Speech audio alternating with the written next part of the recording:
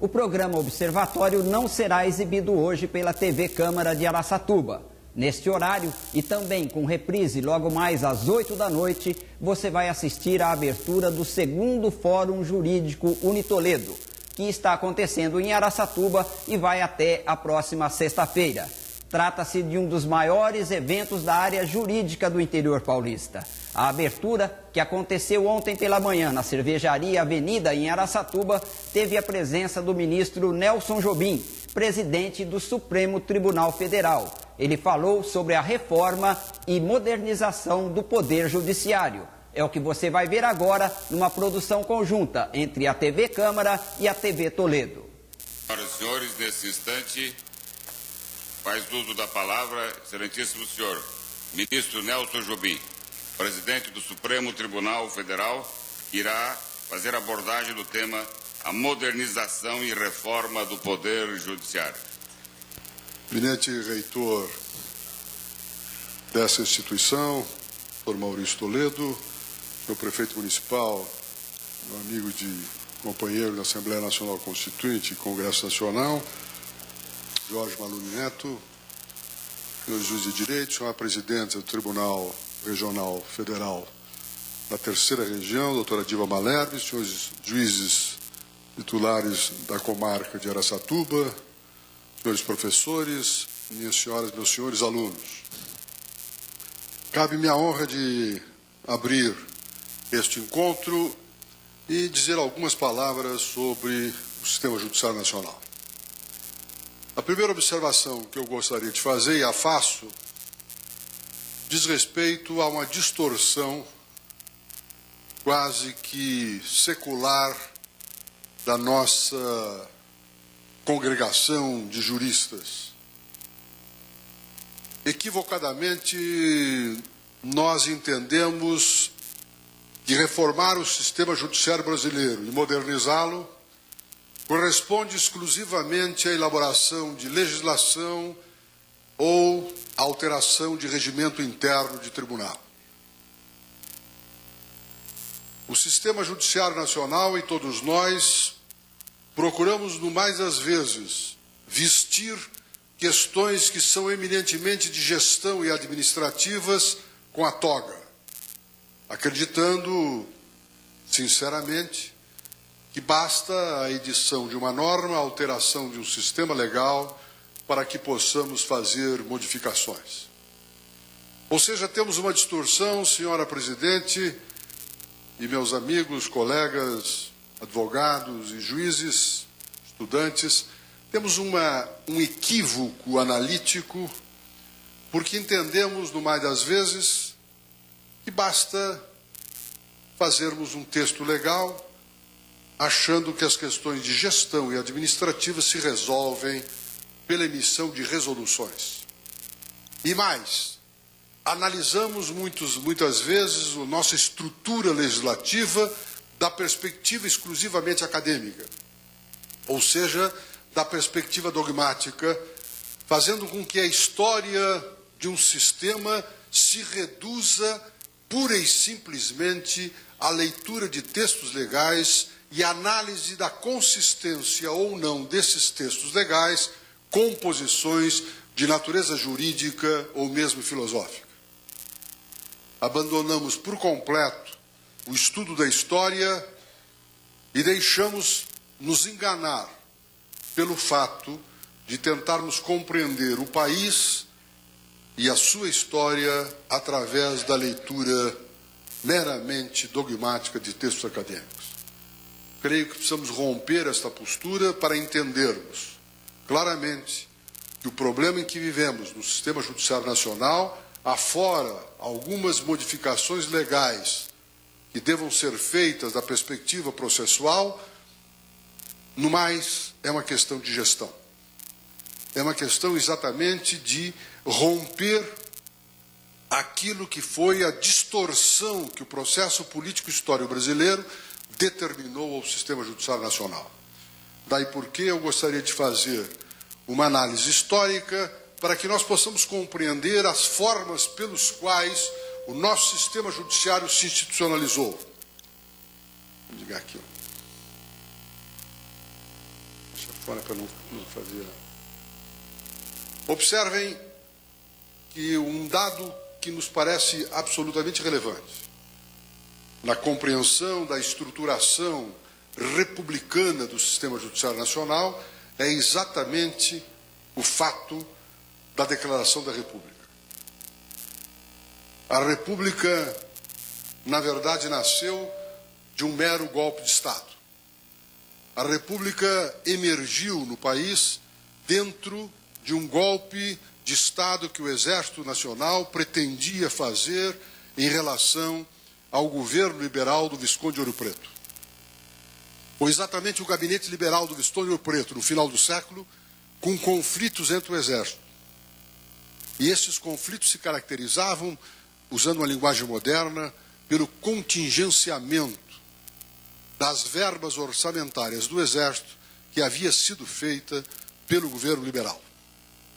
Houve uma espécie de repulsa dos militares de então em relação a esta redução e ao, digamos, uma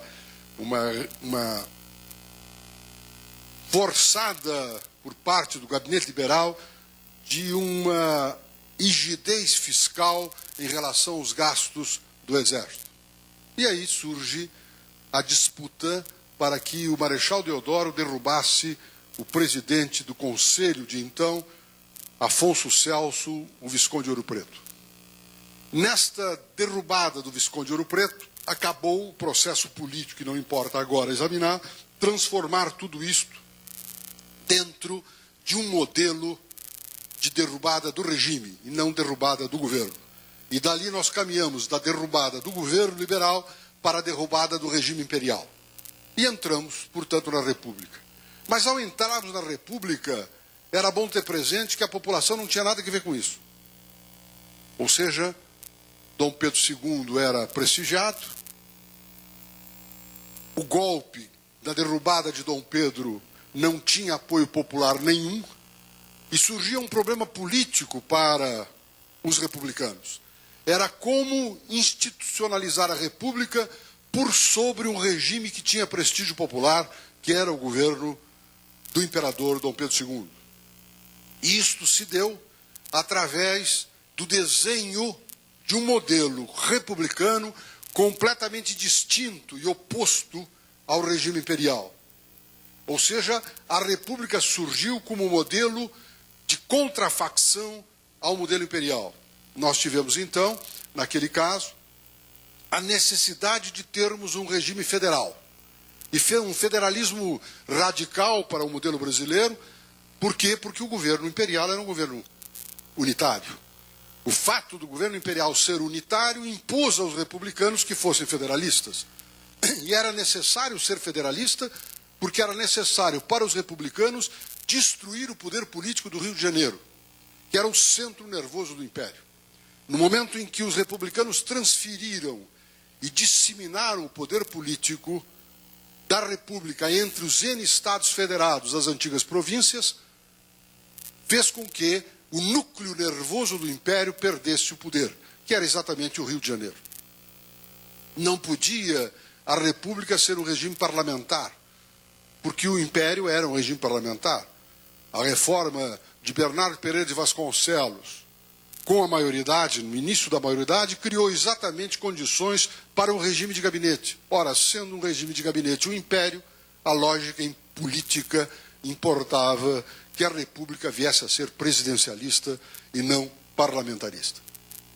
Essas regras todas determinaram também a criação, na lógica da desconcentração do poder central para assegurar a vigência da República, fizeram com que se criasse a Justiça Estadual. A Justiça Estadual foi exatamente dentro da lógica da desconcentração do poder para efeitos de conseguir acabar com o núcleo nervoso do Império. Esta criação da Justiça Estadual fazia com que e fez com que surgisse uma preocupação. E uma preocupação política importante. Observem bem. A Constituição de 91 outorga aos Estados Federados o poder legislativo, muito mais do que tem hoje.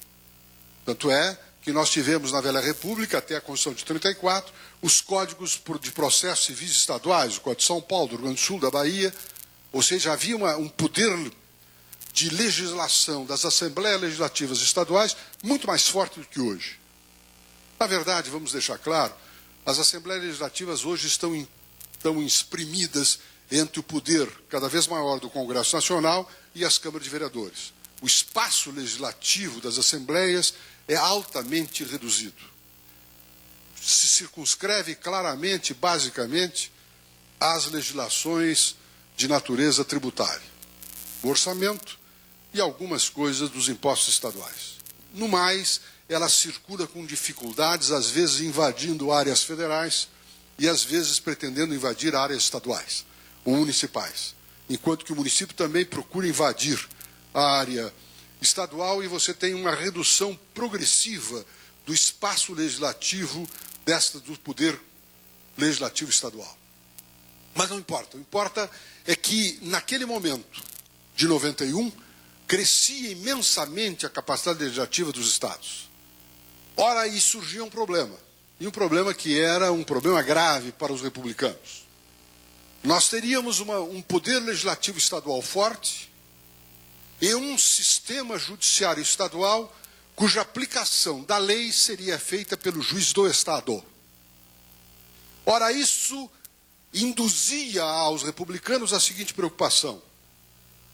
No momento em que você tem um poder legislativo estadual forte e tem um juiz que tem a capacidade de decidir os conflitos de interesse entre os cidadãos, nós teríamos a possibilidade de um juiz estadual privilegiar para a solução do conflito legislação estadual em detrimento da lei federal.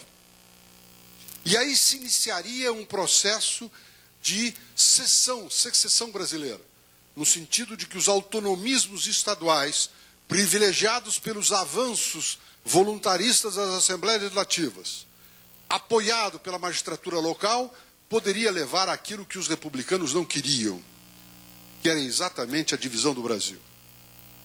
Observem, e é importante que nós tenhamos presente tudo isso, que temos um legado a ser preservado, e esse legado é da família de Orleans de Bragança. É a unidade da pátria portuguesa. Observem que a América Hispânica dividiu-se em N estados soberanos. E a América Portuguesa, com território superior à América Hispânica, permaneceu unida. Não foi gratuito. Não foi absolutamente gratuito que o Brasil tenha permanecido, que os portugueses, ou que a América Portuguesa tenha permanecido unida, em detrimento da América Espanhola, que se dividiu em vários estados federados. Os espanhóis responderam à política inglesa de internacionalização do Rio da Prata. Os ingleses queriam que os barcos ingleses pudessem chegar à Bolívia, levar a prata boliviana para a Europa, circulando por águas internacionais. Porque aí não teria que pagar nenhum tributo de passagem. Era o exemplo que ocorria no Rio Reno. Observem bem que aquilo que nós, viajando pela Europa, principalmente pela Alemanha, e visitando o Rio Negro e navegando pelo Rio Reno, ficamos deslumbrados com aqueles palácios belíssimos à margem do Rio Negro, nas partes altas, às vezes ingenuamente elogiando aos barões germânicos que construíram aquelas obras belíssimas para uma visão ampla e ter uma visão ampla de tudo. Na verdade, os barões construíram aqueles palácios porque era a forma de fiscalizar o trânsito de barcos pelo Rio Reno e cobrar tributos de passagem. Não tinha nada a ver com beleza, tinha a ver com dinheiro. Ou seja, aqueles castelos era pura e simplesmente a forma pelo qual o barão fiscalizava a circulação perante as águas de seu domínio particular. E aí cobrar os tributos de passagem. Os ingleses sabiam disso e por isso o Rio da Prata precisava ser internacionalizado. Daí porque a banda oriental do Uruguai. Evitando, portanto, que quer o Brasil pudesse chegar ao Rio da Prata, quer a Argentina pudesse dominar todo o estuário do Rio da Prata. Cria-se, portanto, a banda oriental do Uruguai na perspectiva dessa internacionalização. Agora observem bem esta unidade nacional, que foi conquistada no Império, e conquistada de forma inteligente. Observe, por exemplo, uma mera observação clara, de que daquele período, inclusive na Velha República, general nenhum, comandante das forças nacionais, era originário do território onde estivesse comandando. Os gaúchos comandavam no sul, no norte e nordeste, os nortistas e cariocas comandavam no sul. Paulista nenhum comandava a força em São Paulo. Paulista poderia comandar força, era no centro-oeste, ou norte e nordeste. Por quê? Porque evitava que o chefe das Forças Armadas nacionais pudesse ter entendimento com as elites locais. Como ele não era originário, não era filho daquela região, não tinha nenhum contato com a elite local e não poderia, portanto, participar de qualquer tipo de articulação golpista contra o governo federal.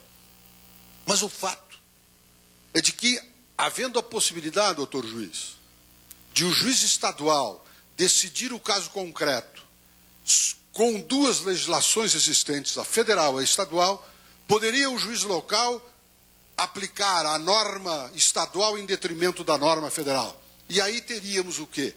Várias situações jurídicas idênticas tratadas de forma distinta, considerando a legislação estadual. E é por isso que nós criamos, os republicanos criaram o Supremo Tribunal Federal. E é aqui que vem o ponto fundamental. O Supremo Tribunal Federal não foi criado para ser um tribunal de fazer justiça ao caso concreto.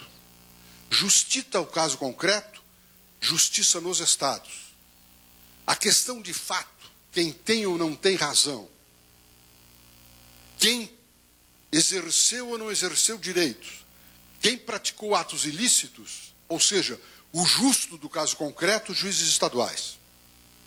Supremo Tribunal Federal, pura e simplesmente, para dirimir o conflito, não entre as partes, não se A ou B tem razão, o conflito de qual a norma aplicável ao caso concreto e ponto. Não deveria o tribunal aplicar ao caso a norma, sim dizer, este caso é regido pela lei federal ou este caso é regido pela lei estadual. Dizendo de uma forma absolutamente tranquila e inteligível, o Supremo Tribunal funcionava, portanto, e a sua função era ser um guarda de fronteira. O que significa guarda de fronteira? Significa a definição das leis estaduais nos limites do seu estado. Se a lei estadual transpõe o limite estadual, cassada ela é pela decisão do Supremo Tribunal Federal. Isso de um lado. De outro lado também houve um problema, e um problema sério, que aqui não cabe analisar com detalhes, já analisei em outros momentos, que diz respeito ao surgimento do controle da constitucionalidade das leis. Costumamos nós, e volto a repetir, um equívoco muito comum no jurista, de examinar determinadas decisões legislativas da perspectiva da opção por escolas jurídicas. Eu tive este engano também, meu caro juiz titular da comarca. Eu tive este engano quando saí de Santa Maria da Boca do Monte e fui ao Congresso Nacional. E achava que a discussão junto ao Congresso Nacional fosse uma discussão através de escolas jurídicas. Não é. A legislação não surge da racionalidade jurídica, surge, isto sim, da racionalidade política, ou seja, da necessidade que o processo histórico-político exija de determinados tipos de opções legislativas. E a razão política real do surgimento do controle da constitucionalidade das leis pelo Poder Judiciário é nitidamente política e nenhuma opção de natureza dogmática ou opções jurídicas dogmáticas. O que aconteceu? Pura e simplesmente isto. A República nasce de um golpe de Estado. Não tinha força popular. decidiram os republicanos fazer uma Constituição republicana através da eleição de uma Assembleia Constituinte. Eleger uma Assembleia Constituinte para os republicanos era um problema. Era um problema terrível, porque o Partido Republicano não tinha apoio popular nenhum. Quem tinha apoio popular era o Partido Conservador e o Partido Liberal do Império. Logo, convocar eleições, obedecidas nessas eleições as regras da Lei Saraiva de 1881, seria pura e simplesmente convocar uma Assembleia Constituinte para fazer uma Constituição republicana em que a maioria dos parlamentares fossem monarquistas. Por quê? Porque o Partido Liberal e o Partido Conservador tinham penetração. A solução foi mineira. Convocaram Cesar Alvim, Cesar Alvim faz o regulamento Alvim, altera as regras eleitorais e por esta engenharia eleitoral, que não cabe aqui examinar, se resolveu o problema da hegemonia republicana na Assembleia Constituinte. Pura e simplesmente através de uma engenharia eleitoral. Não vou examinar aqui os detalhes sobre isto. Mas, assegurada a maioria do Partido Republicano, doutor, tínhamos um problema. E um problema sério. Ou seja, promulga-se uma Constituição republicana, convocam-se eleições gerais para o Congresso Republicano. As eleições se realizaram em 1894, sob a presidência de Floriano Peixoto. Deodoro já havia caído. E aí surgiu o problema. Antes dessa eleição, passam os republicanos a ter a seguinte situação. Como será este novo Congresso, ou este primeiro Congresso Nacional Republicano? Congresso este que terá a função de legislar e de fazer toda a legislação infraconstitucional necessária para a implantação da República. Legislação infraconstitucional esta baseada em princípios republicanos. Tinham que fazer o Código Civil com base nas regras republicanas e não nas regras imperiais. Qual era o risco? O risco era o mesmo. Que nas eleições de 94 viesse a ter o Congresso Nacional uma maioria vinculada ao ancião regime, vinculada às mentalidades monárquicas. E se esta maioria fosse vitoriosa em 94, o que poderíamos ter? Poderíamos ter a sobrevivência do regime imperial por sobre a Constituição republicana. E esse era um problema político. Um problema político que era posto claramente da seguinte forma. Uma maioria republicana, maioria esta que havia sido obtida por uma engenharia eleitoral de 1889, na eleição de 1890, esta maioria sentia a possibilidade de ser uma minoria em 94, e esta maioria tinha o seguinte problema. E se nós, perdendo a eleição de 94, tivermos uma maioria monarquista, toda a legislação infraconstitucional será ainda vinculada ao regime monárquico. E a Constituição republicana será, digamos, bypassada por essa maioria. Qual era a solução? A solução foi dada por um deputado, por uma emenda na Lei 221, projeto Campos Salles, e diga-se de passagem, foi um dos maiores construtores da República Brasileira, em que Campos Salles, enviando um projeto para, vejam coisa curiosa, para a organização da Justiça Federal. Pura e simplesmente. Há uma emenda a este projeto, feita por Amaro Cavalcante, deputado eleito por Pernambuco, nascido no Rio Grande do Norte e que havia advogado nos Estados Unidos. E depois veio a ser ministro do Supremo Tribunal Federal. Amaro Cavalcante coloca a emenda e diz assim, nesta emenda: os juízes poderão deixar de aplicar aos casos ocorrentes as leis manifestamente contrárias à Constituição e os tratados da República.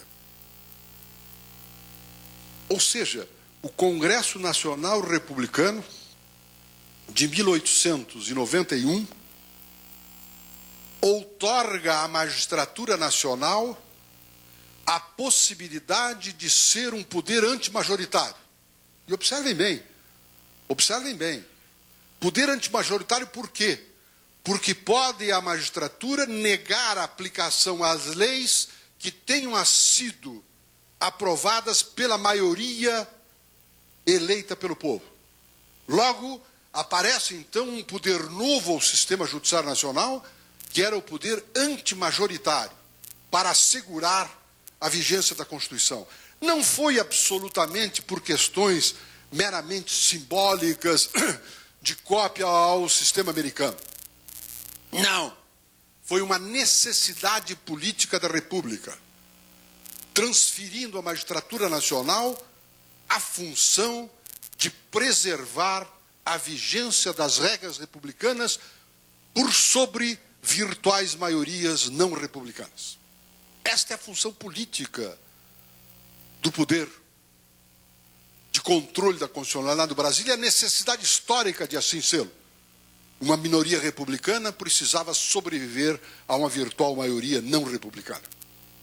E outorgar um poder, portanto, à magistratura para este fim. E aqui vem a grande curiosidade, que agora eu caminharia para a distorção do sistema. Definido esta classe, outorgado ao sistema judiciário uma função política de guardião da República pela não aplicação das leis não republicanas, contrárias à Constituição de 1891, erigido o Supremo Tribunal Federal como um tribunal da Federação e não um tribunal de justiça às partes, começa a República. Em 1926, percebem os republicanos um outro problema, que começou a atingir a unidade nacional. Era a possibilidade de o juiz de São Paulo interpretar uma mesma norma federal de forma diversa.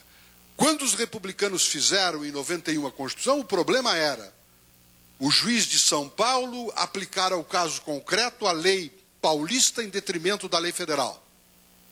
O Supremo Tribunal Federal caça a decisão. Mas aí surgiu um fato novo, que não estava previsto antes. Qual seja a possibilidade de o juiz de Araçatuba, decidindo um caso concreto e aplicando a mesma lei federal, viesse a interpretar esta lei federal de forma completamente diferente de um juiz do Rio de Janeiro ou de um juiz de Santa Maria.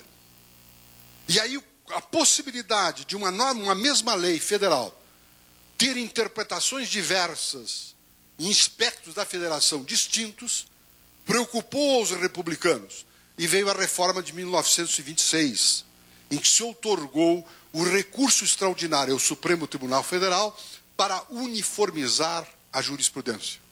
Provado que o juiz local deu à lei federal uma interpretação diversa de um determinado outro sistema judiciário, cabia recurso extraordinário para uniformizar a jurisprudência. Qual era o objetivo? Não era o objetivo de fazer justiça ao caso concreto, era assegurar que no Brasil, quer em Araçatuba, quer em Santa Maria, o mesmo problema jurídico deveria ter o mesmo tratamento. Observem que este fenômeno da diversa interpretação da lei federal, é algo que tem que ser analisado da perspectiva política também. E eu vou dar uma experiência pessoal minha. Quanto mais representativo for o Congresso Nacional, menos capacidade tem ele de tomar decisões absolutamente nítidas. A ambiguidade do texto legal é uma necessidade da falta de hegemonias parlamentares. Quanto menos hegemônico for o parlamento, e, portanto, quanto mais representativo ele for, porque quanto mais hegemônico for, menos representativo será, mais difícil se torna fazer maioria. Vou dar um exemplo histórico que eu participei. Em 1987, discutimos no Congresso Nacional, o Congresso Constituinte, a elaboração da Constituição. Artigo 7º da Constituição. Um dos problemas que nós examinávamos e discutimos naquele Congresso era Uma questão simples. Algo que já havia sido definida na Consolidação das Leis do Trabalho, o repouso semanal remunerado. E aí surge uma divergência política entre duas facções. A facção chamada Centrão, Maluli lembra disso?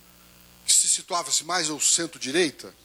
O Centrão queria que na Constituição constasse o seguinte texto: repouso semanal remunerado na forma de convenção coletiva, outorgando aos sindicatos de trabalhadores e empregadores a forma de definir o repouso, o momento do repouso.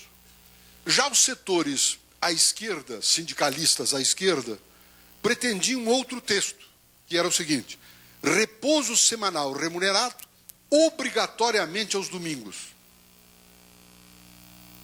Um queria congelar o repouso no domingo, e outro queria possibilitar que cada categoria resolvesse, nos acordos coletivos, o momento do gozo, do repouso ou regras distintas. Mas se assegurava-se o direito ao repouso. Não havia nenhuma divergência entre eles sobre o direito ao repouso semanal. Havia divergência sobre o momento no tempo para o gozo do repouso.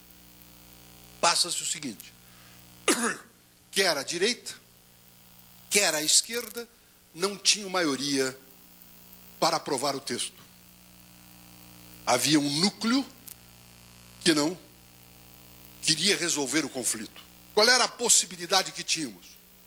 A possibilidade que tínhamos é não ter solução do problema. Aqueles que queriam obrigatoriamente no domingo não tinham votos para conseguir o texto. E aqueles que queriam convenção coletiva também não tinham votos. Qual era a solução? O Dr. Ulisses nos encarrega de discutir o problema. Então vou eu, junto com outros colegas do Congresso, a conversar com o Centrão.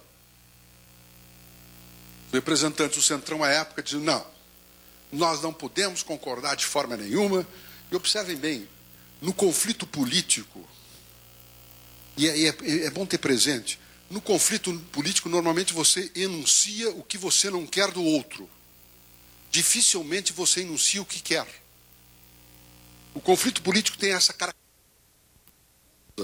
de você dizer como o outro tem que se comportar, como o outro tem que fazer, como o outro tem que deixar de fazer. Mas você quer definir a conduta do outro. Dizia, portanto, o Centrão: não concordamos com a obrigatoriedade do domingo.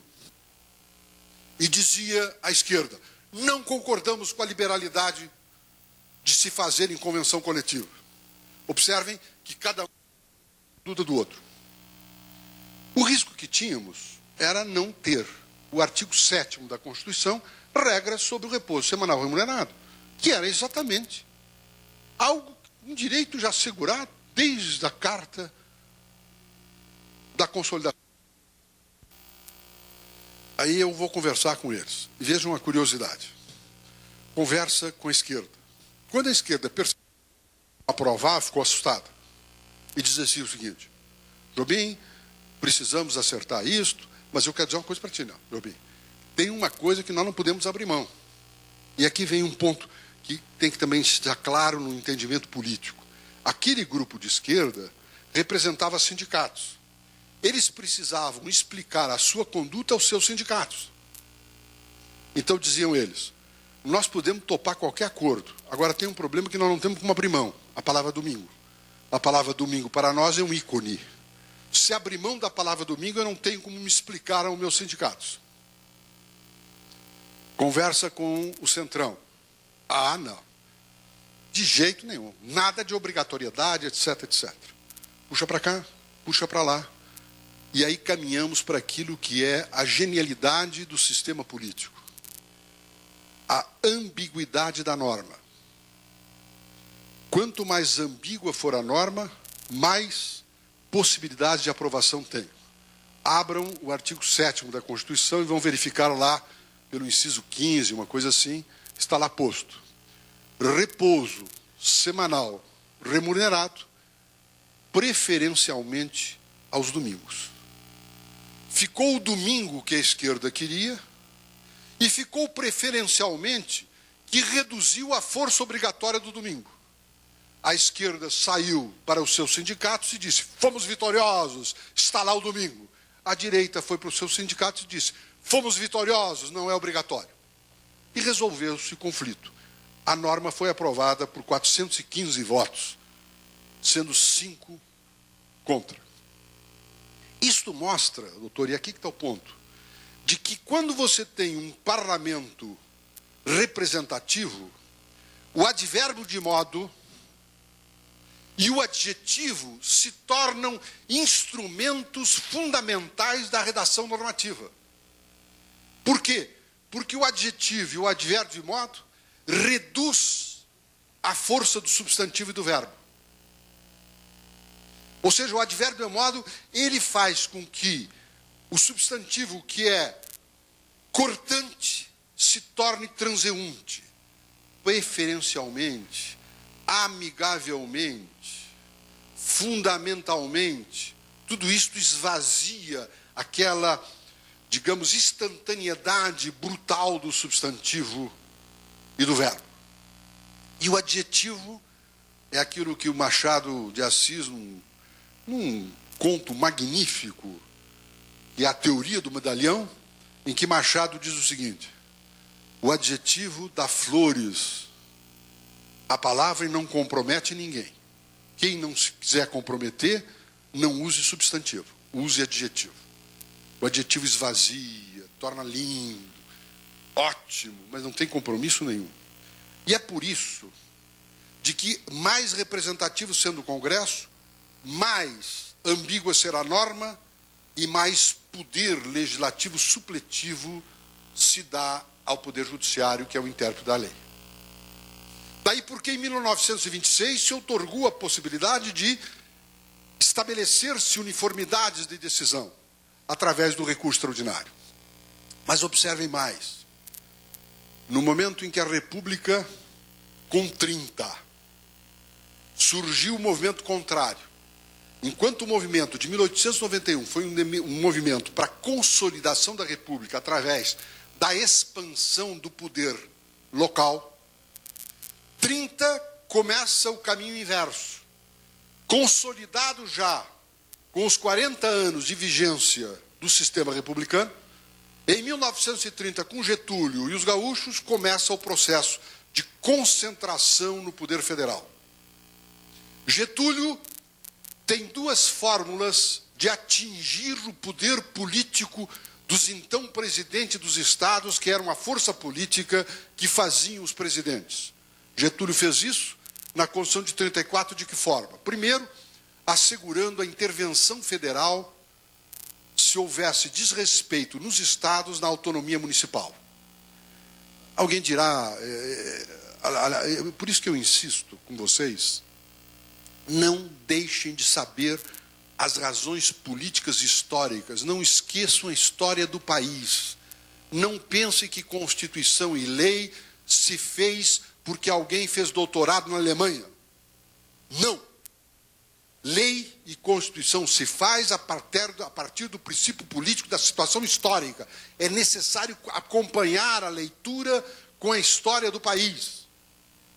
Em 30, os presidentes dos estados faziam os governadores, os presidentes da República, elegiam os governadores. Lembrem-se da chamada política de governadores de Campos Sales. Em 30 precisava acabar com o poder político dos estados. O que se fez? Duas coisas. Tirou-se o poder dos governadores sobre os prefeitos, porque no momento que os prefeitos ficassem sob o jugo dos governadores, haveria intervenção federal. E o segundo grande obra de Getúlio foi destruir a força militar dos governadores. A polícia militar, que era a força militar dos presidentes dos estados, acabou esta força militar sendo reduzida. Por quê? Porque se submeteu à União, ao Exército Nacional, a definição do efetivo e dos aparelhos, ou seja, do armamento da polícia militar. Com isso, você reduz o poder político dos governadores. E começa o poder concentratório. E aqui vem um ponto do reflexo disto no sistema judiciário. Com esta concentração na União, e agora eu dou um pulo no processo histórico, para não deixar em detalhes e não cansar todos vocês, nós tivemos o seguinte fenômeno. Aquilo que os republicanos tinham reservado para a justiça nos estados, para o juiz de primeiro grau e para o Tribunal de Justiça, ou seja, a justiça no segundo grau, que era a justiça às partes, progressivamente foi se transferindo para os tribunais superiores. Na República inicial, tínhamos só o Supremo Tribunal Federal e o Tribunal Federal de Recursos. Depois, em 46, surge a Justiça Especializada do Trabalho, o Tribunal Regional Federal, o Tribunal Regional do Trabalho e o Tribunal Superior do Trabalho. Em 88, surge o Superior Tribunal de Justiça. E o fenômeno que tivemos, observa bem. E agora eu vou falar sobre o mundo, não vou falar, eu quero deixar bem claro que não estou fazendo retaliação com ninguém. Estou tentando descrever uma realidade, a partir do exemplo do meu Estado. O que nós tivemos progressivamente, principalmente na década de 60? Um aumento do poder do Supremo Tribunal e um aumento, um esvaziamento ou um elastecimento das condições de admissibilidade do recurso extraordinário. Nós, professores de processo civil, na década de 70 e 80, começamos a ensinar aos nossos alunos como se plantar na petição inicial, na contestação da ação, nas razões de apelação, nas contrarrazões de apelação, na minuta do agravo, nas contraminutas do agravo, as condições de admissibilidade do recurso extraordinário e hoje do recurso especial.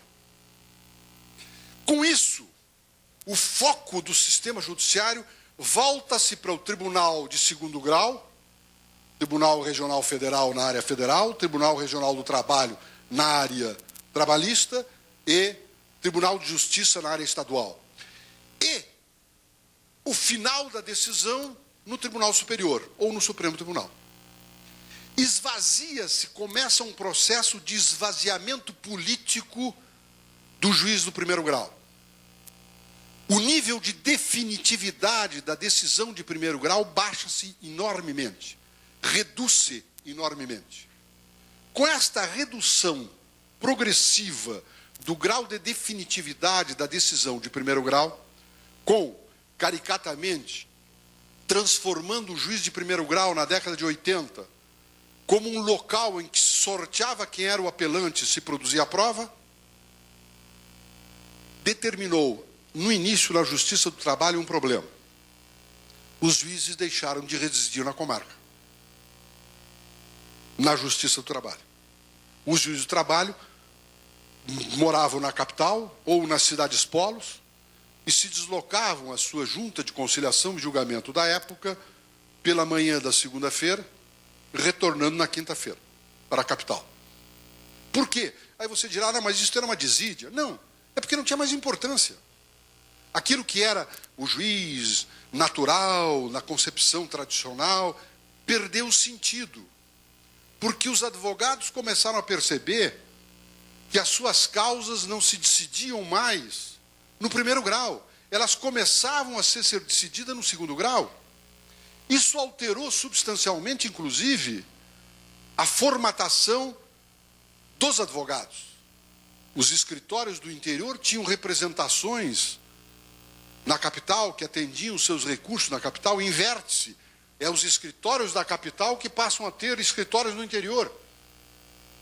Credenciam o escritório no interior para efeito de quê? De captação de clientela. E aí o recurso não é mais uma coisa que estivesse vinculada ao caso.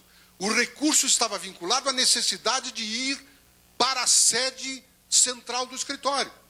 Isso repercutiu no juiz. O juiz já não começou a ver mais o caso concreto, a ação de João com Pedro, seja de natureza família, seja de natureza civil de coisas, seja obrigacional. Quanto mais erudita fosse uma decisão, mais esta decisão influenciaria a carreira do juiz.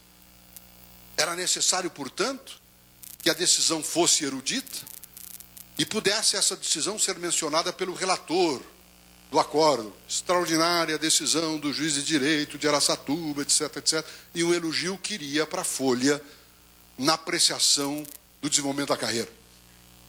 Ou seja, e eu estou mostrando isso, não é uma desídia do juiz, era o sistema que criou estes mecanismos.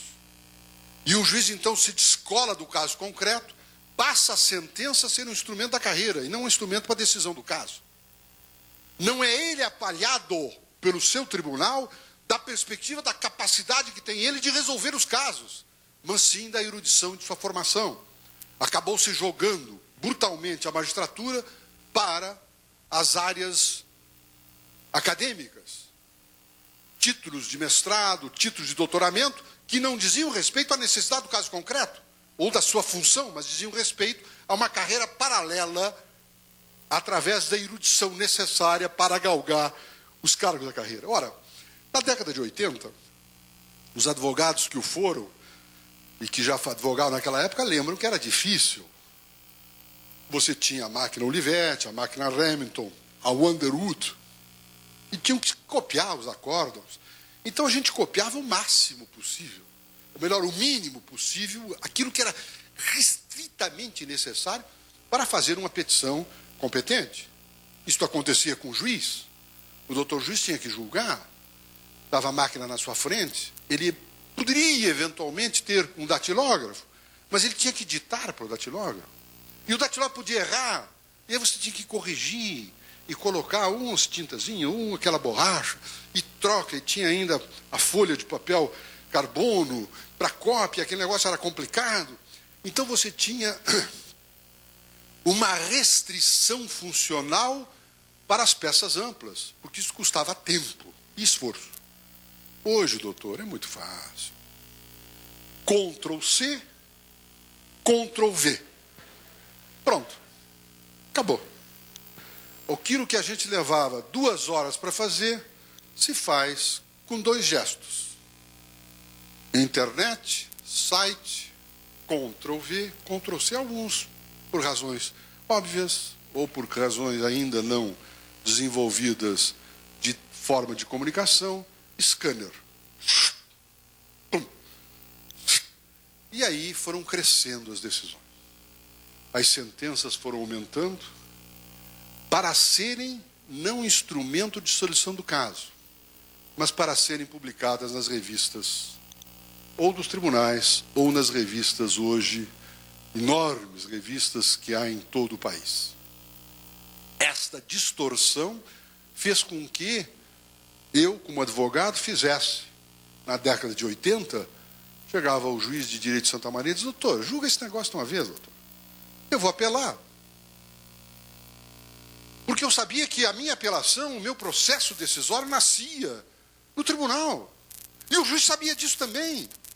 Eu tive um caso concreto em que demonstra claramente isto. O juiz era meu colega de turma na faculdade, era juiz de Santa Maria. Decide um caso que era um problema pequeno, terrenos pequenos, mas aí era um problema de pacto comissório. E ele faz um enorme estudo do pacto comissório. Puxa o pacto comissório desde Gaio e vem trazendo aquele pacto comissório. Cuidado, eu vou abrir um parênteses. Cuidado vocês, estudantes, quando vão ao tribunal para fazer sustentação oral, por exemplo. E nós brincamos muito no Supremo, às vezes, chega um advogado e começa a dizer: este habeas corpus nos remete às origens do Instituto em Roma. E aí vira um colega e diz assim: pronto, ele está vindo de longe, vai chegar cansado. É efetiva. Às vezes vem um, faz um enorme elogio, orgulho de estar aqui, diz: ih, meu Deus do céu. E depois é aquela coisa, o doutor sabe. Eu vou contar um fato para vocês. Eu recebo no gabinete um advogado me trazendo um memorial. Chegou lá, vem com o memorial, entrega, eu recebo todo mundo, entrega o memorial, eu pego o memorial, era assim. Aí eu comecei a mexer naquilo, Porque normalmente o que acontece? Os advogados fazem um memorial de 5 páginas e depois juntam as peças para evitar que a gente vá mexendo nos autos, então o que é bom. Então fica uma coisa grossa. E aí eu examinei aquele negócio, bom, quando eu virei, tinha 96 páginas escritas. Aí eu virei para o advogado e disse, doutor, a sua secretária se enganou. Este aqui não é o memorial. Aí o advogado pega o memorial e começa. Não, doutor, o senhor me desculpe, mas é o memorial. E aí eu voltei para ele e disse, não, doutor, não é o memorial. Esta aqui é a peça que o senhor escreveu para entregar para o cliente e justificar os honorários, porque isto eu não vou ler. 93 páginas? Não vai ler, ninguém lê isto. Mas há uma tendência brutal. E quanto mais se escreve, menos razão se tem. Não é assim, doutor? Contestação com mais de 40 páginas ou 30, já vem conversa. Principalmente quando começa aquele negócio assim, os princípios, que hoje vocês observaram o seguinte, hoje tudo é princípio. Eu, inclusive, estou fazendo lá no tribunal uma coletânea de princípios. Chegam com o advogado lá, uma petição, princípio tal, eu boto. Já estamos com 180 princípios. Princípio para tudo que é canto. E tem princípio para todos os lados, para todos os gostos, para todas as cores, para namorado, para amante, para marido, para mulher, tem princípio para todo mundo. Bom, mas eu queria voltar para dizer o seguinte. Nós chegamos a um ponto, no nosso estrutura, que desconcentra-se o poder de fazer justiça às partes nos tribunais superiores. E isto torna o quê? Torna a decisão de primeiro grau, em seu nível de definitividade, próxima a zero. E observem bem a situação brutal que nós nos encontramos hoje. Nós fizemos um levantamento, e aqui que eu venho insistindo e insisto com o chamado gerenciamento. Nós fizemos um levantamento abrangendo o ano de 2003. O Conselho Nacional de Justiça vai agora disciplinar essas estatísticas do sistema judiciário para que possamos ter uma fotografia em andamento. Mas fizemos uma fotografia congelada, 2003. E observem o seguinte, no ano de 2003, nós tivemos, entre casos novos que entraram no sistema judiciário nacional, 17.500.000 casos novos em números redondos. A rigor, 17.494.000 casos novos. A pergunta é esta: qual a capacidade do sistema de responder a esta situação? Observem que na Justiça Federal de primeiro grau, nós criamos um indicador de desempenho. E o indicador de desempenho é o seguinte: pega um período de um ano, verifica os casos novos que entraram e os casos que vieram do ano anterior. E verifica-se o número de sentenças realizadas nesse tempo. Alguém queria colocar um nome sofisticado a essa taxa. E nós resolvemos usar uma expressão que o cidadão, o nosso porteiro dos nossos trabalhos, o nosso secretário sabe o que seja. Taxa de congestionamento. Todo mundo sabe o que é congestionamento. Não precisa criar filosofia do direito nenhuma e nem sofisticações linguísticas para entender o que é congestionamento. Ou você não sabe o que é congestionamento? É engarrafamento, se quiserem. Mas congestionamento está bem. A taxa de congestionamento média nacional, considerando a Justiça Estadual, Justiça Federal, Justiça do Trabalho, STJ, TST e Supremo, de 59,26%. Ou seja, em números redondos, 60. De cada 100 processos em tramitação no ano de 2003, o nosso sistema judiciário conseguiu decidir 40.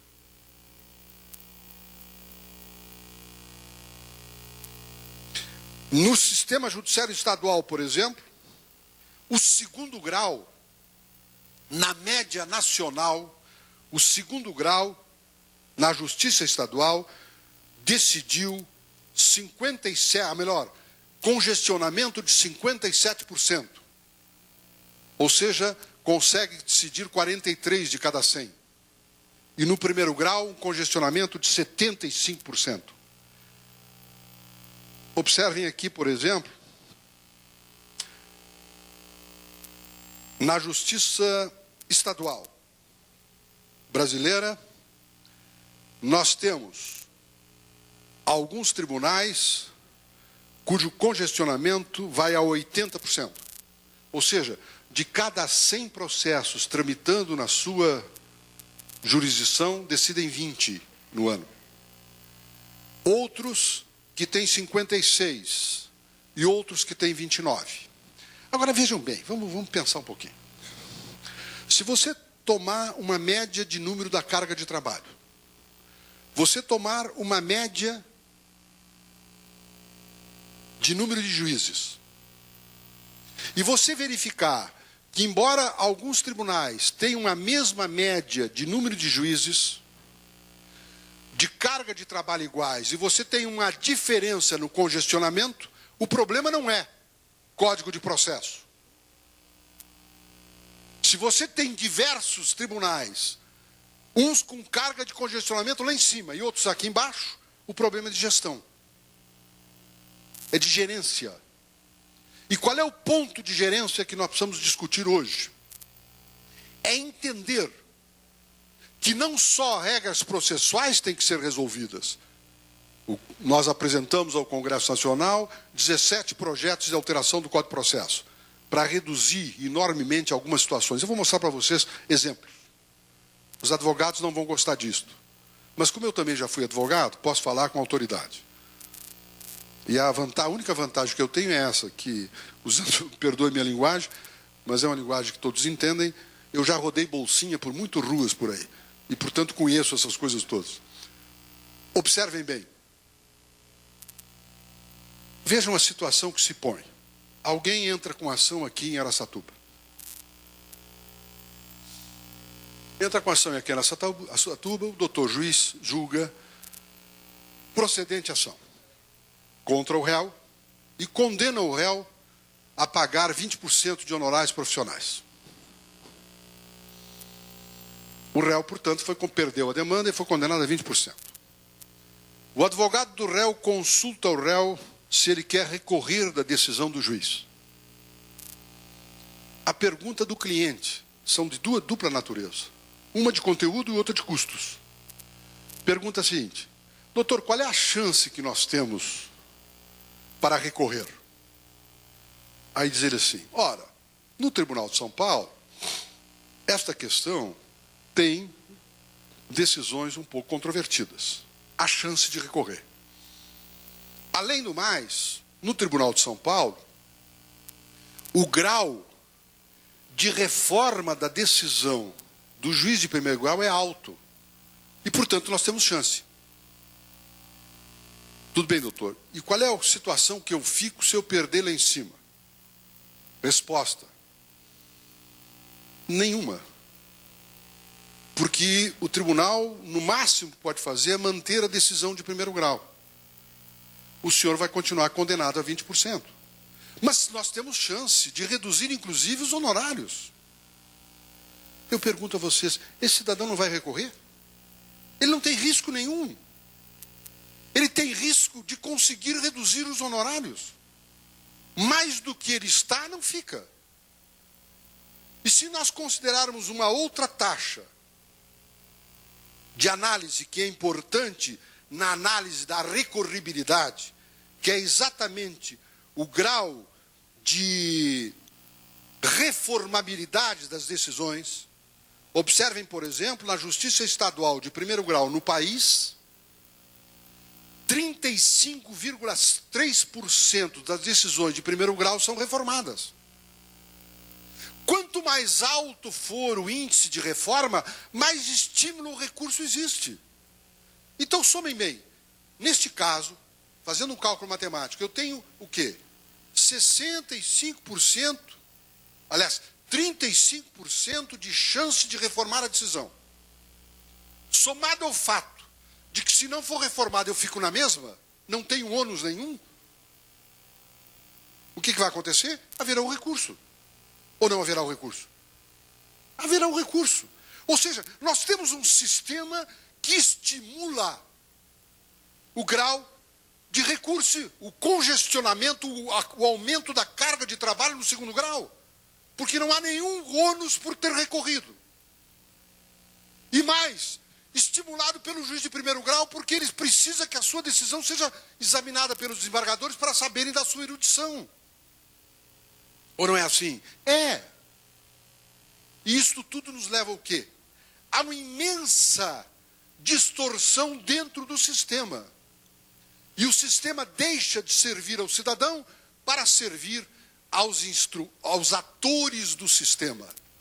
E é por isso que, desde 1970, que eu sento na mesa para discutir reformas do sistema judiciário. E chamo a atenção de vocês, e aqui eu encerro. Chamo a atenção de vocês de que sentavam na mesa os juízes, os promotores e os advogados. Mas era uma coisa curiosa. Os juízes não tinha um que sentasse. Eram 3. Porque tinha o AMB, que sentava pelos juízes estaduais. A AMATRA, que sentava pelos juízes federais do trabalho. E a AJUF, que sentava pelos juízes federais. Dos advogados não sentava só a OAB, não. A OAB sentava representando os advogados comuns, mas sentava também a Associação Nacional dos Advogados Trabalhistas, sentava também a Associação Nacional dos Advogados Autárquicos, sentava também a Associação Nacional dos Advogados dos Estados, sentava também a Associação Nacional dos Advogados Federais, o advogado da União. Na área do Ministério Público, o Ministério Público Estadual, o Ministério Público Federal e o Ministério Público Militar. E ainda os representantes do Ministério Público do Trabalho. E toda a conversa, vejam, eu não estou dizendo isso a vocês por ter lido. Eu estou dizendo isso a vocês como exercício de memória. Toda a conversa e toda a discussão era um acordo entre estas categorias do pedaço do Estado a ele correspondente. O que cabe a mim? O que cabe a você? Qual é o poder de um? Qual é o poder de outro? Os promotores procurando se juntar aos juízes por problemas salariais, os advogados querendo abrir espaço nos tribunais, os juízes querendo assegurar a sua promoção, a disputa interna de todos os conjuntos da Justiça do Trabalho querendo aumentar competência, a Justiça Estadual tentando segurar a competência, como se tudo aquilo não fosse a divisão do sistema judiciário brasileiro, não fosse nada mais, nada menos de uma divisão para tornar eficiente o sistema.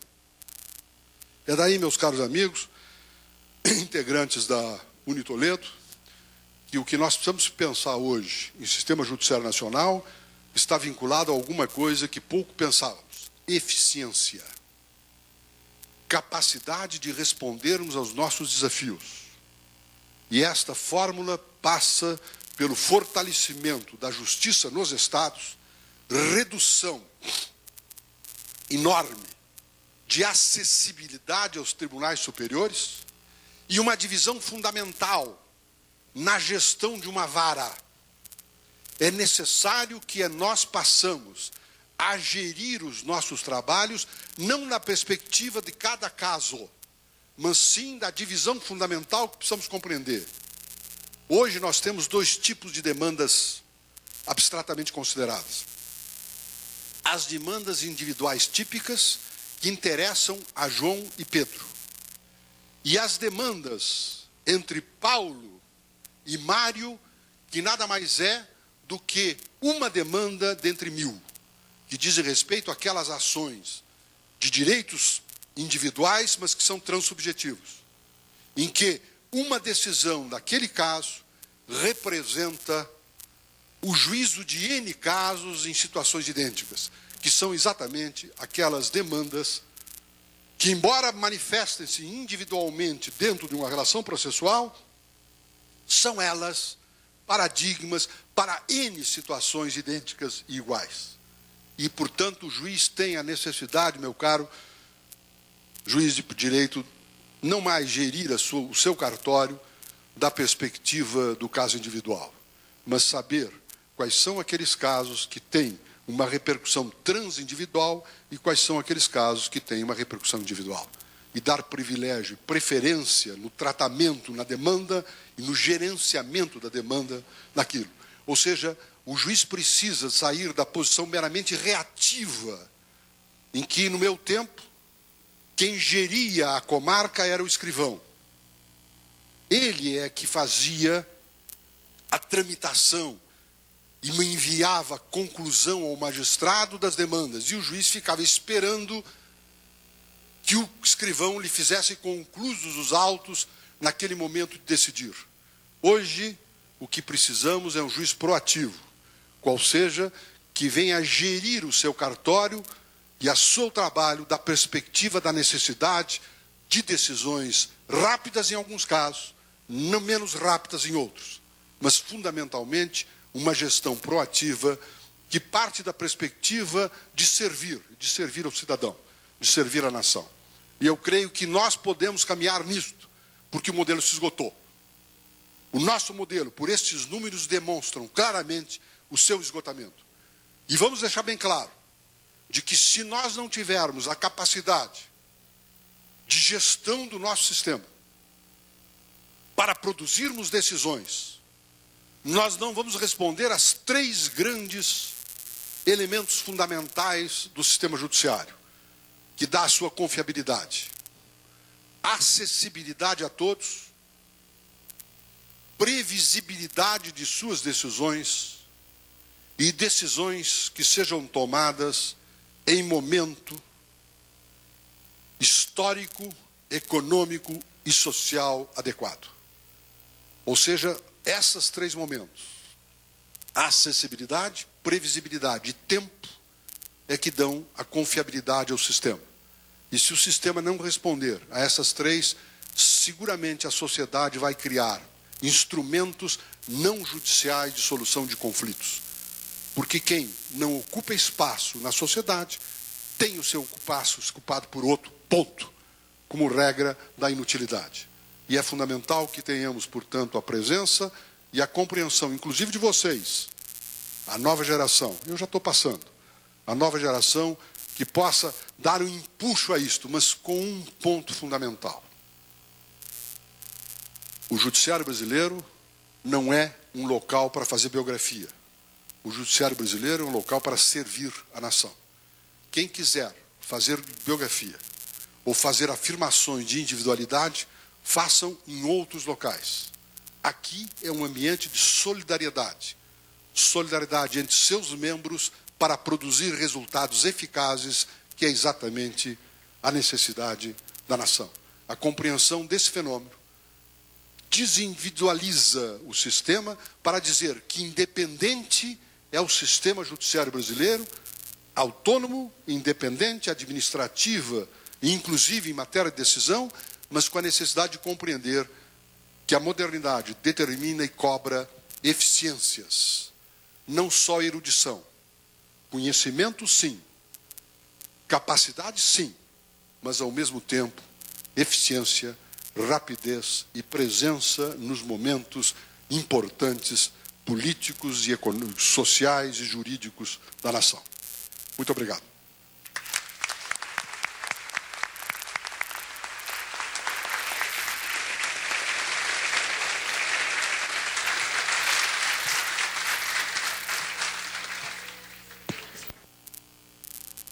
Abrindo uma exceção nos seus pronunciamentos, em suas conferências, será alvo e objeto da resposta de algumas questões que a ele forem endereçadas.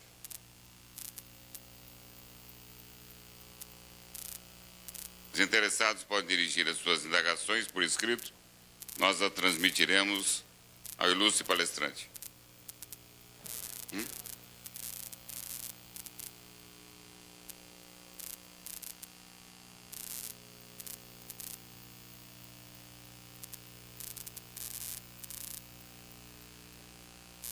Nós queremos registrar a presença nesse plenário de Sua Excelência, o digno deputado estadual da Assembleia Legislativa de São Paulo, Dr.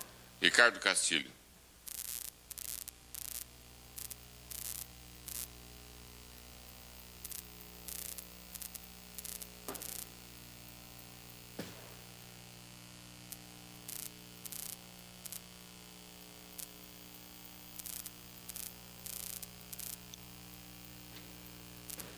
Primeira pergunta, Excelência.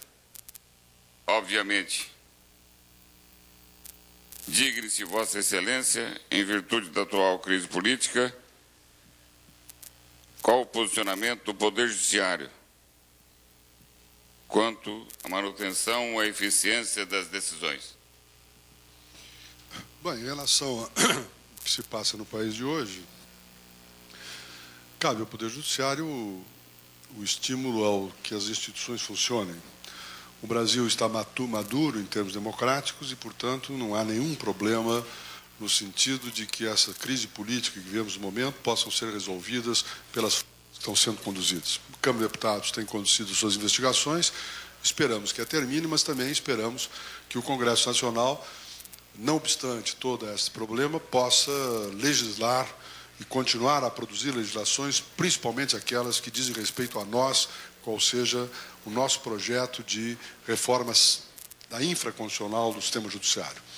A eficácia das decisões no sistema geral brasileiro passa por esta reforma de natureza processual também, mas passa pela nossa gestão e pela capacidade individual que possam ter os presidentes dos tribunais regionais, federais, que é o caso da doutora Diva, que possa os diretores de foro e os juízes em cada uma das suas comarcas preocupar-se também com resultados, ou seja, preocupar-se com a eficiência das suas decisões em termos de rapidez.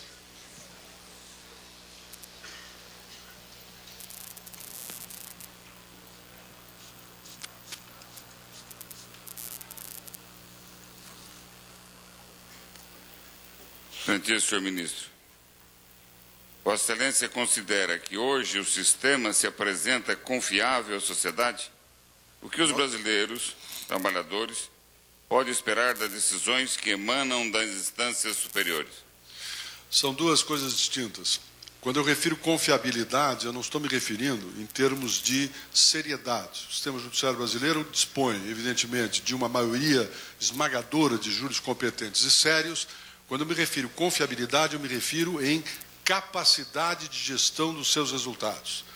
E nós estamos agora num momento de difícil, no que diz respeito à eficiência do sistema.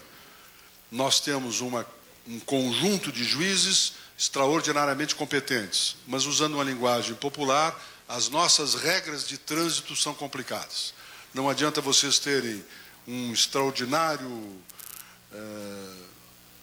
titular da Fórmula 1 e colocarem isto no centro de São Paulo às 6 horas da tarde. O carro vai ficar parado, mesmo sendo um extraordinário motorista. O problema é exatamente nós conseguirmos mudar as nossas regras de trânsito, ou seja, as nossas regras processuais, e não só as regras de trânsito, mas também aqueles que gerem o trânsito, qual sejam os presidentes dos tribunais, que possam orientar o trânsito à forma de levar a um descongestionamento do sistema. Senhor ministro, com o advento da emenda constitucional número 45, fica sendo aplicável a súmula vinculante, na sua opinião? Aliás, a súmula vinculante. Na sua opinião, a mesma veio como meio para desafogar o judiciário, correspondendo à necessidade de presteza e agilização processual para dinamizar a justiça, ou haverá um engessamento, uma cristalização da jurisprudência, cerceando a capacidade criadora do magistrado e dos demais operadores do direito? Em primeiro lugar, a súmula vinculante diz respeito exatamente à solução final de controvérsias. O que nós temos, por exemplo, quando se usa a expressão a súmula vinculante virá a engessar o poder criador dos juízes, é falsa a expressão pela seguinte razão. Só se produzirá súmulas vinculantes no medida em que você tiver N demandas nesse sentido. E N casos nesse sentido, nós precisamos colocar um fim nessas discussões. Pela uma razão simples. Quanto mais for o sistema judiciário, digamos, inseguro no processo decisório, mais ele será utilizado para efeitos de delongas no cumprimento das obrigações. No Rio de Janeiro, nós fizemos um levantamento, na tentativa de demonstração disto, de que vamos deixar bem claro que quem recorre ao sistema judiciário não é só ele, não é só aquele que teve os seus direitos lesados. Porque se fosse verdadeiro que recorrem ao Poder Judiciário aquele que teve seus direitos lesados, todos ganhariam as demandas. E nós sabemos perfeitamente que nem todos ganham as demandas. Logo, recorrem ao Poder Judiciário aqueles que tiveram os seus direitos lesados, aqueles que não querem cumprir com as suas obrigações, aqueles que o descumprimento das suas obrigações lhe assegura resultados econômicos muito mais eficazes do que a efetivo cumprimento imediato. Foi o caso do Rio de Janeiro. No caso do Rio de Janeiro, nós tivemos 477 mil demandas nas varas, nas chamados juizados especiais, e essas 420 mil demandas diziam respeito a 16 empresas somente. Dessas 16 empresas, uma delas respondia por 48% das 420 mil demandas. Todas elas diziam respeito à prestação de serviços, telefonia, água, energia, luz elétrica, saneamento, etc. Aí nós fizemos o seguinte cálculo, nós fizemos o levantamento e nós fizemos o seguinte cálculo. Quanto custaria a empresa, observem bem, quanto custaria a empresa para evitar essas demandas? Ou seja, quais eram os investimentos que ela tinha que fazer na área da prestação de serviço que pudesse reduzir as demandas? Vamos admitir de que o custo desse investimento fosse 100. Aí você faz, o não investimento representava as demandas. Essas demandas levavam 8 meses para serem decididas. No final do 8º mês, essa empresa foi condenada, em média, em sucumbência, a R$10 mil, na média. Então você pega os 100 mil que teria que investir no início, aplica uma taxa de juros, taxa Selic, por exemplo, de 16%, 17% ao mês, e vai verificar que esses 100 mil não investidos, depois de 8 meses, que é o momento em que ela foi condenada, a rentabilidade dada pelos 100 mil, com 30% da renda decorrente dos 100 mil, ele paga as obrigações da condenação. Ora, isso significa o seguinte, a empresa, é mais econômico a empresa demandar. Logo, o sistema judiciário está sendo utilizado, neste caso, não para resolver conflitos, mas sim para ajudar o financiamento da empresa. O que significa que, neste caso, nós estamos transferindo de forma oculta subsídios públicos a este setor. E por quê? Porque isto custa dinheiro para a população. É o tempo do juiz, é papel, é tempo, é todo aquele conjunto de despesas são transferidas e apropriadas pela empresa porque ela, deixando de cumprir a obrigação no prazo, para cumpri-la por força da decisão, com 30% do rendimento do capital não pago, ela satisfaz a obrigação. Ora, isso é evidente que nós precisamos ter a noção e não termos a ingenuidade de achar que todos que batem à porta do sistema judiciário são aqueles injustiçados. Não são. Alguns são, outros não são, outros estão nos usando. E é isso que nós precisamos ter a compreensão. O sistema de súmula vinculante importa em acabar com a possibilidade da divergência que estimula o caso. Eu vou dar um exemplo clássico e mostrar um exemplo concreto sobre o que pode dar origem a este, aspas, poder criador de um juiz em decidir contrariamente a outros. Um determinado estado da federação, houve o seguinte fenômeno. 2 juízes de um tribunal concorreram à livre docência ou à titularidade de uma cadeira na universidade. Só tinha uma vaga. Evidentemente que um ganhou, outro perdeu. Resultado, se tornaram inimigos pela disputa nesse concurso da cadeira. E levaram a sua divergência pessoal para dentro do tribunal. Ambos eram extraordinariamente competentes. Um de uma Câmara e outro de outra Câmara. Resultado, a Câmara 1 decidia sempre de um jeito, a Câmara 2 decidia sempre de outro jeito. Esta divergência atribuível ao poder criador, esta divergência determinou o quê? Um estímulo à recorribilidade. Porque quanto mais divergente você tiver no sistema, mais possibilidade você tem de reformar a sua posição. Logo, estimula a recorribilidade. E mais, quem é o personagem mais importante nessa disputa jurídica? O distribuidor.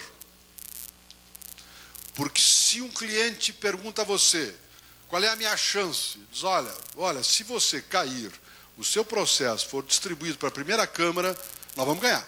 Agora, se for para a segunda, vamos perder. Qual é a pergunta subsequente do cliente? Doutor, como é que a gente faz para que seja distribuída para a primeira Câmara? E aí os holofotes voltam-se para o escrivão distribuidor. E nós temos exemplo, a doutora Diva conhece, de manipulações na distribuição exatamente em decorrência dessas possibilidades. Vocês observem que aquilo que parece ingenuamente uma questão de autonomia se torna um instrumento brutal de distorção do sistema, inclusive da introdução de corrupção, involuntariamente, por ingenuidade, por achar que o sistema judiciário é um local para eu manifestar as minhas divergências. Divergência se manifesta nas faculdades. É nas divergências, porque quem paga o preço da divergência não são as partes do processo. Quem paga o preço da divergência é o próprio cidadão, que pode ser aprovado ou rejeitado na banca de doutoramento ou de mestrado ou repudiado nos seus livros. Ele responde por aquilo. Agora, usar o processo dos outros para mostrar posições é nada mais, nada menos de que trair as suas funções, que não é a função de erudição, mas sim a função de solução conveniente, previsível de interesses. É bom ter presente de quanto mais imprevisível for um processo decisório, mais alimentável será esse processo. E evidentemente, que se eu tiver de trabalhar numa situação de insegurança jurídica, a taxa de juros para pagar a insegurança será mais alta. Alguém vai pagar o preço. E quem paga o preço, no final do conto, é o cidadão. Porque isto tudo será custos operacionais do sistema decorrentes exatamente disso. A súmula veio para este fim. Ou seja, evitar que decisões, assuntos a superados, sejam recorrentemente sustentáveis. É evidente que isso não interessa advogado, porque reduz enormemente a capacidade de recurso e, portanto, reduz enormemente a recuperação. E eu quero chamar a atenção de vocês uma coisa. Nós precisamos ter clareza nas coisas. Não temos mais tempo de ocultar com discursos adjetivantes. Precisamos deixar bem claro. Reforma do judiciário significa reforma de um mercado de trabalho. Ou vocês acham que a redução do acesso aos tribunais superiores não vai afetar determinadas estruturas da Advocacia Nacional? Vai. Vocês não acham que o fortalecimento das decisões de primeiro grau vai reduzir a capacidade de acesso aos tribunais de segundo grau e reduzir o mercado de trabalho no segundo grau? Vai. Logo, precisamos deixar bem claro que a eficiência do sistema importa na alteração num sistema de um mercado de trabalho que se instituiu no país a partir dos anos 60, principalmente. São 40, praticamente 50 anos, ou 45 anos de um modelo. É evidente que isso é difícil. Agora, nós precisamos botar a cara à tapa para mudar esse sistema, sob pena de não termos respondido com clareza às finalidades da nossa geração. Excelência, permito fazer uma pergunta a Vossa Excelência, na qualidade de presidente do Supremo Tribunal Federal, mas como um acadêmico não podemos cercear a liberdade de perguntar. E, a par do trabalho que Vossa Excelência vem realizando no Supremo Tribunal Federal, companhia de seus ilustres e dignos pares, solucionando pendências e dirimindo efetivamente as questões judiciais apresentadas, se no âmbito e no fundo disso, Vossa Excelência tem intenção de ser candidato à presidência da República? Sem resposta. Por delegação de Sua Excelência, o digno presidente da mesa, professor Maurício Toledo, vamos convidar Sua Excelência, o prefeito municipal, anfitrião oficial do ilustre visitante, para que encerre esta sessão solene.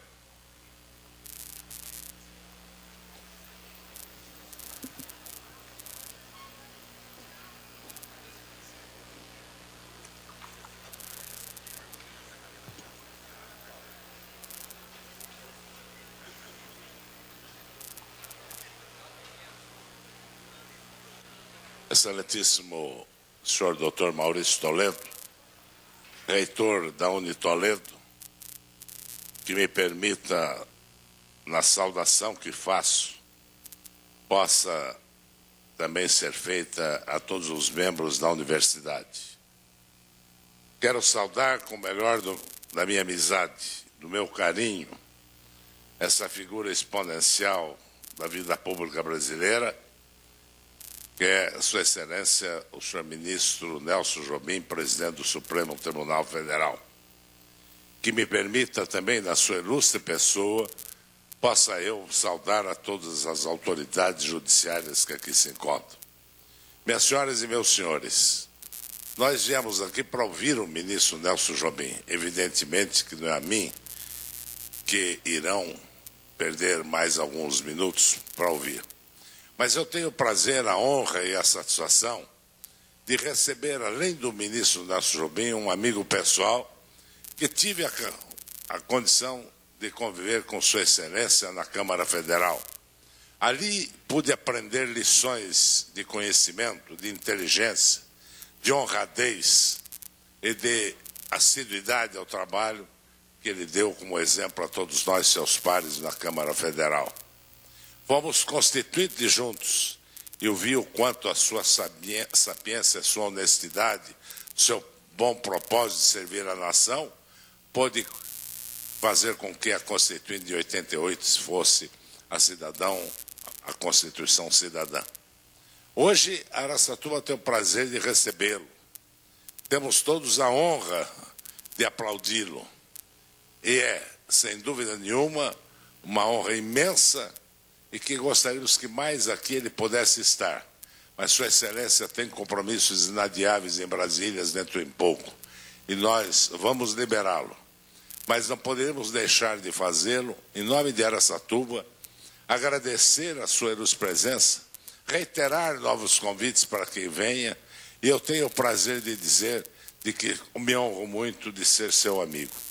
Que Deus o cubra de bênçãos e que volte em paz para o Planalto. Muito obrigado, parabéns.